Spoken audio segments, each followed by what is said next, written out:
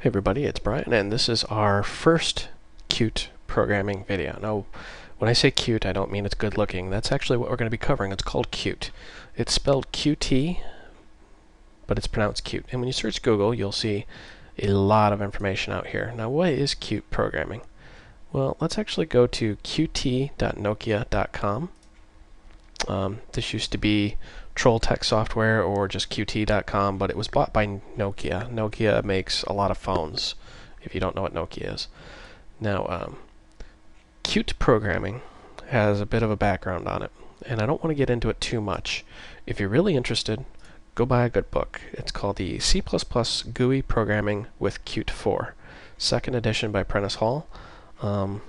There's also an advanced book that's also very good, Advanced Qt Programming, Creating Software with C++ and Qt 4. Basically, in a nutshell, what you need to know about Qt is that it is a cross-platform framework. Similar to Java in the sense that it's cross-platform. What you write will run in Windows, Linux, Unix, pretty much anything you want out there. I think you should go to the website and really explore and see what this can do for you. Now, if you go to the downloads, you'll notice there's two options, LGPL and commercial. We're going to explain what these two mean real quick. Commercial, that's if you're developing commercial application. You're a big company, you're going to develop this software that's going to change the world, and well, you need to pay Nokia for this. Now I pause because I know some of you are going, I don't want to pay anything. Well, you don't have to. There's the LGPL license. This means that you can, royalty-free, distribute your applications created in Qt, and the only thing you would have to do is share your changes to the Qt framework. So if you actually modify the Qt framework, you have to share those changes. But your source code, remains closed source or open source, however you want to do it. Qt used to get a lot of flack for its licensing. The licensing used to be much stricter. It used to either be open source or commercial. And if it was open source, any software you wrote had to be open source. That's all changed. LGPL allows you to close source your application and not pay a dime, but if you make a change to the Qt framework, you have to share that change with the rest of the world. Okay, now I assume you're going to use the LGPL framework. I am going to use the same thing. It's the exact same thing as the commercial framework. You just don't pay anything. It's just a little legal mumbo jumbo you got to deal with. Now I know I'm going to get some nasty grams saying, you know, that's not what LGPL is, blah blah blah. Well, you know what? For the scope of this tutorial, that's what LGPL means. If you write software, LGPL. If you write commercial software, choose commercial. That's all you need to know. Alright, moving right along. The Qt SDK. What is an SDK? Software Development Kit is what an SDK means.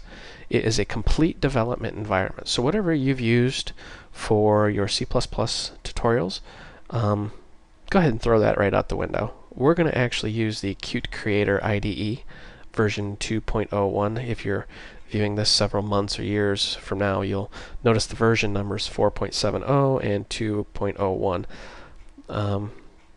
I don't think that Qt's going to get dated very fast. I know some frameworks do, but I think Qt's going to be around for a long time, and I don't think it's going to change at the core level. It's a very good framework. Anyways, moving right along. Go ahead and choose your download. You notice you got it for Windows, Linux 3264, and Mac. I'm running on Windows. I may actually do some of these tutorials in Linux. The basics of how this works is you can write your source code in one operating system, take it to another operating system, recompile it, and it'll run without any problems. For example, you can take your Windows source code, throw it into a Mac, recompile it, and it just runs. That's the only catch, is that you have to recompile it. Now, this is not like Java in the sense where Java, you compile it once and it just runs anywhere. There's no virtual machine here. You have to distribute the Qt binaries, and we'll go over all this. This is all in C++. There's no hidden voodoo behind the scenes. But go ahead and download the Qt SDK for Windows or whatever you're using. You notice they're a pretty hefty size. Read the fine print if you really want to. There is a Visual Studio add-in. I've never used this. I've never really had a chance to really get with it. But if you're in love with Visual Studio, use the add-in by all means. I've personally liked the Qt Creator IDE. And the source code is fully available. So you can actually download the full source code for Qt Creator or any of the Qt products. So go ahead and download that, and once you get it installed, here's Qt Creator, and you notice we are using version 2.0.1.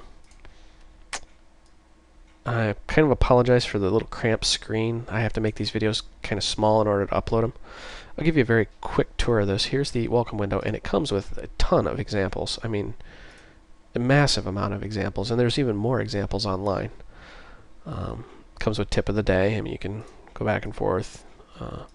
Here's the editor we'll get into. This is where your projects would be, your open documents, and here's where your source code will be. We haven't opened anything. Design, you can actually design your own windows. It's actually very neat. Debugging, help screens.